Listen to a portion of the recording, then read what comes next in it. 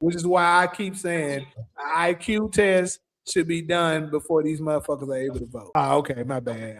I thought you was responding to be saying that a lot of the women would vote for. But yeah, I don't know. I honestly don't know what they can do to to get our vote. But Todd, maybe you can help me out. What's something outside of the reparations? Economic opportunities.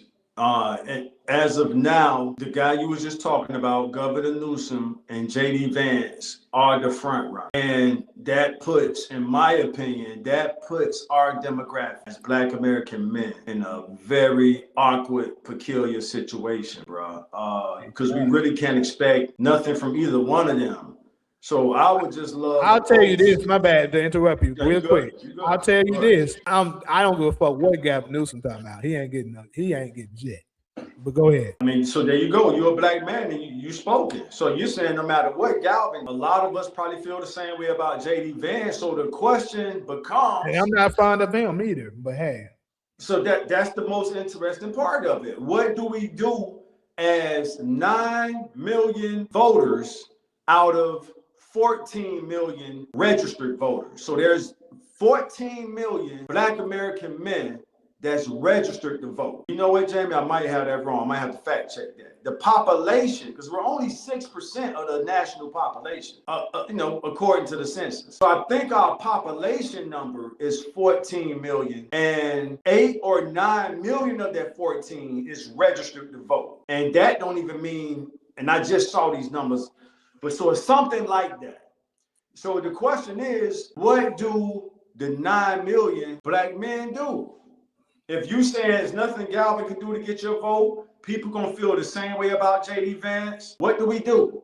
And I don't have an answer to that as of this conversation. So I'm looking forward to hearing Black Americans, men's perspective on what we can do as 2028 approaches. So, like, we do know that, let's talk about Gavin a little bit. Mm-hmm. We do know that he did this phony signed reparation bill for California, which he did that shit, early last year sometime or some shit, right? When was that, when he did that? Yeah, last year. You got that right, yeah. So we are halfway through this year now, and crickets. Nothing has been talked about with it. And like I said when I first said, bro, this is just a stall thing. And Gavin is just doing that to make himself look good because he's going for the big house now. So he's going to push in his campaign. They're going to have ass and shit running. Gavin will fight for you. He signed the reparations for Black people in California. He is for you. You know how they be doing with them bullshit ass they be doing. And I guarantee you they're going to put that as part of his campaign. And some people are going to eat it up. Unfortunately, I hate to say it, but Black women is absolutely going to eat it up. And remember, we had this discussion on it. I told you only time can reveal the truth. But I'm telling you, if he wins that primary, we're going to get the answer to it. And I'm telling you, Black women is going to vote for that man at a very high rate. He's going to win the primary, Jamie. So what do we do as Black men, bro? So I just pulled it up on Grok.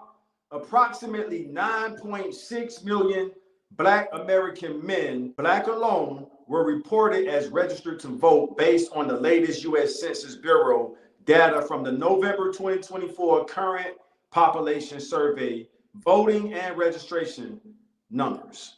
So 9.6 of us are registered to vote, which means less than that actually do. A lot of us don't vote. Back to your point, he's the favorite, bro. He's going to be the guy. He's the go-to guy for the Democratic candidate.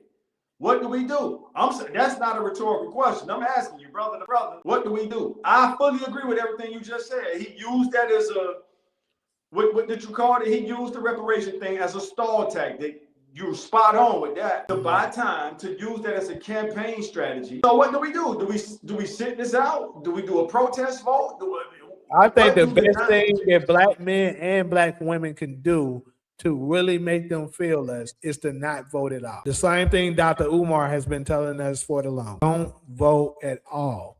Because I think Puma Fist actually has a point here. He says voting is for the powers that be to gauge where the I think he meant the populace is at. So yeah, he basically to have an idea of what they're thinking. It has nothing to do with what the people actually want. I agree with him with this. They're actually they're putting it out there to be like, okay, so majority of the black people are still leaning Democrats. So that means we still got them under our in our, well. Oh, a bunch of them are voting Republican now. Okay. They starting to slip away from us as far as that. So we need to find this way to control them. But if we were to all collectively come together, both black men and women come together and say we're not voting at all, they will have no idea what we're doing. All right, so that's I appreciate your courageous statement to put that out there. And that's a solution. So Jamie has put out his solution, and you included all women. You didn't just say black men. Yeah, because it's more crucial that our women do it than us. For our women, that's a big ask for our women because they run the Democratic Party. Exactly, which is why it's more crucial for them to give up. So you're asking them to. We got two of them on the panel now, and I know Solo is civically engaged. Not so much sure about Kyra. I'll let her speak for herself. But our Black American women run the Democratic Party. They may have some handlers that's telling them what to do or influencing them one way or the other, but they predominantly run the Democratic Party. So to tell them not to vote and they run the Democratic Party, how realistic is that? And I'm not pushing back on what you said. I'm just, we sharpening thought right now. And I would say there's going to be even more hard given that, I mean, what would be the alternative? So we're not just not going to vote, right? We're not just not going to vote. We're going to vote. But who is the alternative that we're voting for? If you black men aren't going to set that up, then you asking us to move from one thing to another without having another plan. So the other, other alternative is what Taj has been mentioning a couple of times. We do have another party that's out there, the Justice for All party, which is what he's been promoting for a while now. Mm-hmm. That's an alternative for us. Who's running for president for them? Who's running for president for them? Dr. Umar Johnson. I had to think fast on my feet with that one. I climbed up the treehouse and crawled out on a limb with that one, but I didn't want Solo to catch us slipping, so I had to give her an answer. But Solo, look, get in this inbox now. Solo, hey, Umar, what's up? But I agree with what Puma said, though. That's what I was saying from the beginning. I truly believe that these presidents are selected. They're not elected.